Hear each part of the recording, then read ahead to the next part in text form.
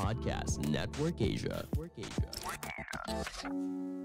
Pendidikan bukan segalanya. Yang jauh lebih penting adalah kemauan seseorang untuk terus belajar.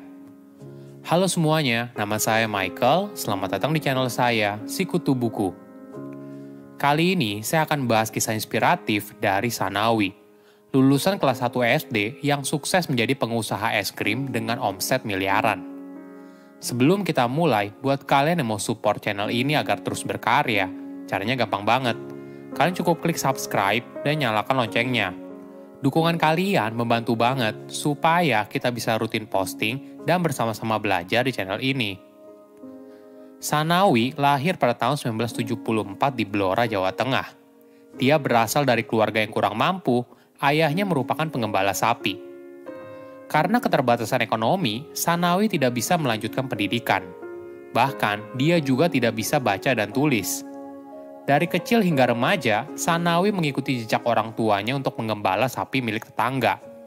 Di kampung, dirinya dianggap sebagai pemuda yang tidak punya masa depan yang cerah. Namun hal ini tidak mengecilkan semangat dirinya untuk merubah nasib. Sanawi bercerita, ketika usianya 16 tahun, dia diminta orang tuanya untuk merantau ke Jakarta. Bermodal uang 7.500 dari hasil jualan ketela, Sanawi berangkat dengan tetangganya untuk merantau. Namun sayangnya, dirinya terpaksa harus pulang lagi karena tetangganya justru meninggalkan dia sendirian di terminal. Inilah yang membuat Sanawi kembali pulang sambil menangis. Dia beranggapan tetangganya meninggalkan dia sendirian karena Sanawi sebagai orang yang paling miskin dan jelek sendiri. Pengalaman buruk ditinggal di terminal tidak menyurutkan semangat Sanawi untuk mengubah nasib. Kali ini, dia bertekad untuk pergi ke Jakarta lagi sendirian. Sanawi lalu tiba di Jakarta dan turun di terminal bus Pulau Gadung. Dia bersedia bekerja apa saja untuk merubah nasib. Awalnya, Sanawi berusaha mencari kerja menjadi kuli bangunan. Namun sayangnya tidak mudah. Dia pun terus berjuang dan tidak patah semangat. Sanawi lalu berkeliling di kompleks perumahan sambil berteriak rongcat, rongcat. Hal ini lalu membuat orang lain jadi penasaran. Apa yang diteriakkan oleh Sanawi? Ternyata artinya pemborong cat. Jadi dia menawarkan jasa untuk mengecat rumah secara borongan. Hidup yang dijalani oleh Sanawi di ibu kota juga cukup berat. Dia seringkali tidur di taman, di emperan toko, dan sebagainya. Namun semua ini tidak membuatnya menyerah. Pilihan yang terbatas mendorong Sanawi untuk bekerja lebih giat lagi setiap harinya. Pada tahun 2006, Sanawi pindah ke Samarinda bersama teman-teman proyeknya. Setahun di sana, hidupnya tidak ada perubahan yang signifikan. Dia pun terpikir untuk mencari penghasilan tambahan. Ketika mencari peluang bisnis, Sanawi bertemu dengan temannya yang berjualan es krim. Dia pun menawarkan diri untuk ikut berjualan. Sanawi mengumpulkan modal dari pinjaman temannya sebesar Rp60.000. Setiap hari, dia pergi berkeliling dengan sepeda untuk menjual es krim buatan salah satu merek ternama dengan harga Rp1.000. Perjalanan Sanawi berjualan dari rumah ke rumah ternyata membuahkan hasil. Walaupun sering juga dia diusir oleh orang tua yang tidak mau anaknya membeli es krim. Dalam sehari, Sanawi berhasil mengantongi keuntungan sebesar Rp150.000. Kenyataan ini baru membuat dia sadar kalau berjualan es krim sangat menjanjikan. Dia pun semakin bersemangat. Dengan hidup sangat hemat, Sanawi mengumpulkan uang sedikit demi sedikit.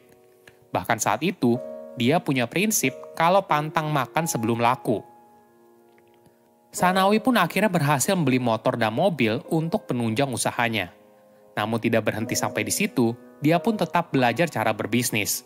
Sanawi punya prinsip, kalau mau kaya, harus bergaul dengan orang yang kaya. Itulah yang dirinya lakukan. Sanawi berusaha berbaur dengan para pedagang es krim yang sukses. Dari situ, Sanawi belajar untuk mengembangkan potensi bisnis es krim. Dia tidak hanya berjualan sendirian, namun Sanawi juga berusaha untuk membangun jaringan penjualan es krim. Lalu, dia pun membujuk teman sesama kuli bangunan untuk beralih profesi. Sanawi menjanjikan kalau berjualan es krim lebih menguntungkan. Hal inilah yang membuat dirinya tidak lagi jadi pedagang es krim sendirian. Namun, dia menjadi distributor es krim bagi rekan-rekannya yang lain. Tentu saja, saat itu kendala utama adalah modal. Sanawi sulit mendapatkan pinjaman ke bank. Namun setelah berkali-kali mencoba, akhirnya dia pun berhasil mendapatkan pinjaman. Bisnisnya pun semakin berkembang pesat. Pada tahun 2010, Sanawi sudah memiliki 400 pengecer yang disebutnya sebagai mitra. Lalu usahanya berkembang pesat lagi hingga kini memiliki lebih dari 700 mitra yang dilayani melalui 27 sub-distributor es krim yang tersebar di berbagai wilayah, mulai dari Samarinda, Kalimantan, Makassar, Manado, Batam, dan Jakarta. Sanawi punya mimpi es krimnya bisa tersebar di seluruh Indonesia. Bisnis yang dimiliki oleh Sanawi diberikan label Vanessa. Awalnya dia ingin memberikan nama Vania, namun karena nama tersebut sudah dipatenkan, maka lalu berubah menjadi Vanessa yang merupakan singkatan dari nama anaknya yaitu Vane dan Sa yang berasal dari Sanawi. Selain sebagai distributor es krim merek terkenal, Sanawi memiliki pabrik yang memproduksi kon es krim di Kudus, Jawa Tengah. Dalam sehari, pabriknya mampu memproduksi 40.000 kon. Sanawi bercerita kalau perjalanannya untuk mencapai kesuksesan memang tidak mudah, penuh dengan air mata dan kerja keras. Dia bercerita, saat dirinya miskin, banyak sekali orang memandang dirinya sebelah mata. Hal ini yang membuat hatinya miris. Jika ada yang bertanya, apa kunci sukses seorang Sanawi? Seseorang yang hanya lulusan kelas 1 SD, bahkan tidak bisa baca tulis, namun bisa jadi pengusaha sukses. Sanawi dengan mantap mengatakan, kunci suksesnya adalah kerja keras, kegigihan, dan semangat. Kadang memang jawaban ini sulit diterima setiap orang, karena kerja keras, kegigihan, dan semangat dianggap sebagai kunci sukses yang umum. Namun, jika tidak dikerjakan secara disiplin dan konsisten, maka kita tidak akan menerima manfaatnya. Jangan lupa juga, Sanawi merupakan orang yang tidak pernah berhenti belajar. Walaupun pendidikan formalnya berakhir di bangku kelas 1 SD, namun keinginannya untuk belajar tidak pernah padam. Sanawi belajar untuk membaca dan menulis agar dirinya bisa memahami perjanjian dalam urusan administrasi bisnis. Bukan hanya itu, dia juga bergaul dengan para pedagang es krim yang sukses untuk belajar bagaimana cara mereka menjadi pedagang es krim yang sukses. Keinginannya sangat besar untuk belajar, itulah yang mendorong Sanawi bisa ada di posisi sekarang. Ada pengalaman yang unik. Sanawi takut ketika diminta tanda tangan di atas materai. Maklum saja, pendidikan yang terbatas membuat dirinya banyak mendapat informasi yang kurang tepat. Mulai dari ditakut-takuti kalau dirinya bisa dipenjara karena ditipu orang lain dan sebagainya. Ini merupakan tantangan ketika bisnisnya semakin besar, misalnya dari segi administrasi. Apalagi di salah satu bisnis Sanawi yang bergerak di jasa sewa-menyewa kontainer.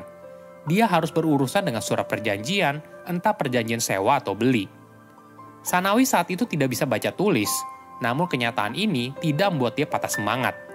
Sanawi lalu minta anaknya untuk mengajarkan dia membaca dan menulis. Hingga akhirnya, ketika berumur 35 tahun, Sanawi baru bisa baca dan menulis, walaupun kurang begitu lancar. Nasib setiap orang memang tidak ada yang tahu. Sanawi tidak pernah membayangkan dirinya bisa sukses menjadi pengusaha es krim dengan omset miliaran setiap bulan. Dari tukang es krim keliling, kini Sanawi memiliki berbagai bisnis di Samarinda, mulai dari distributor es krim, minimarket, sewa kontainer, hingga jualan bebek dan ayam beku. Nasib orang tidak ada yang tahu. Kerja keras dan semangat belajar terus-menerus akan mengubah nasib. Silakan komen di kolom komentar pelajaran apa yang kalian dapat ketika tahu informasi ini. Selain itu, komen juga mau tahu informasi apa lagi yang saya review di video berikutnya. Saya undur diri, jangan lupa subscribe channel YouTube Sikutu Buku. Bye-bye. Pandangan dan opini yang disampaikan oleh kreator podcast, host, dan tamu tidak mencerminkan kebijakan resmi dan bagian dari Podcast Network Asia. Setiap konten yang disampaikan mereka di dalam podcast adalah opini mereka sendiri dan tidak bermaksud untuk merugikan agama, grup etnik, perkumpulan, organisasi, perusahaan, perorangan, atau siapapun dan apapun.